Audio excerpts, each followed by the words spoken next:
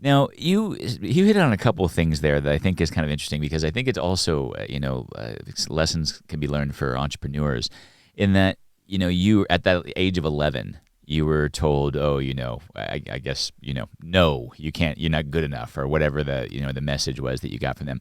And most people, I think, in life, when they hit those kinds of roadblocks, it's done. They're done. And they kind of just move on to something else. They become something else. And would you say, it seems to me like a big part of any successful entrepreneur, artist, what have you, they have to be able to get past that rejection, that initial rejection. Would you say that that's something that's has been a part of your success?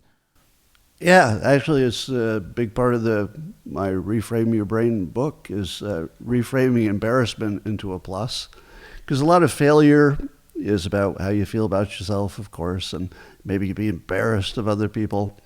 But you should really be looking at embarrassment as your friend, because every time you embarrass yourself, you're definitely getting stronger.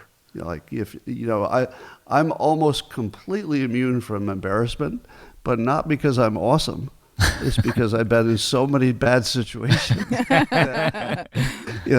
I've been abused and insulted publicly, privately, in so many ways and so often that you just get used to it after a while.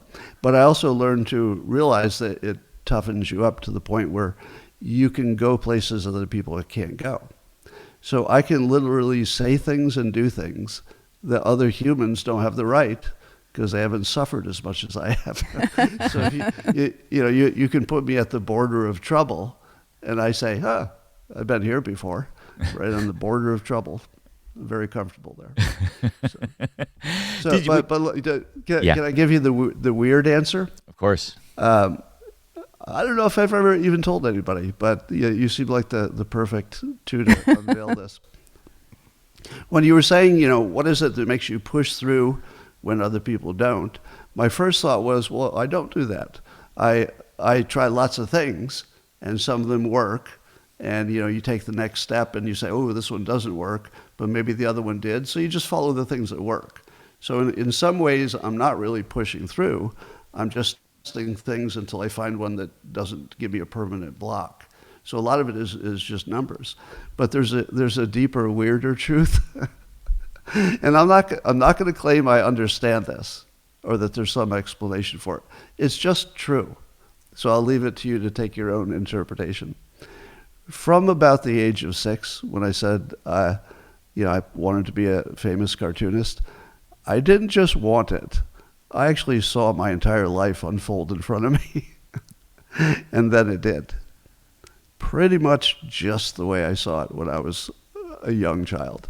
Now, did that make me push harder on the things that I saw, even if it was just my imagination? Because I thought it was like destiny or something.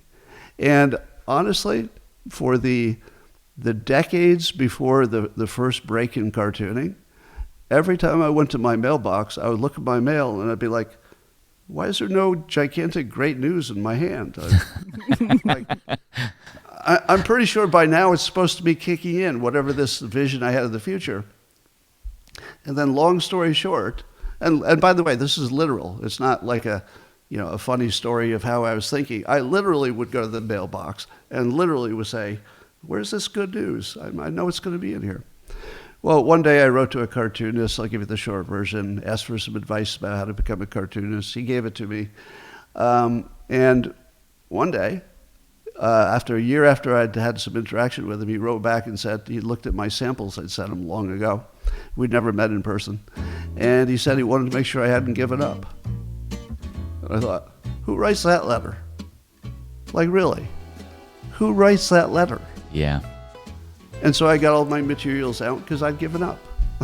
I'd literally given up. I tried submitting some things to some magazines. They said no. So I thought, well, I'll raise my sights and see if I can become a syndicated cartoonist, which would get you into newspapers all over the world if you do well. So sent out my samples, and I became a syndicated cartoonist. And it was that letter that I got in the mail. And it was like I just was waiting for it.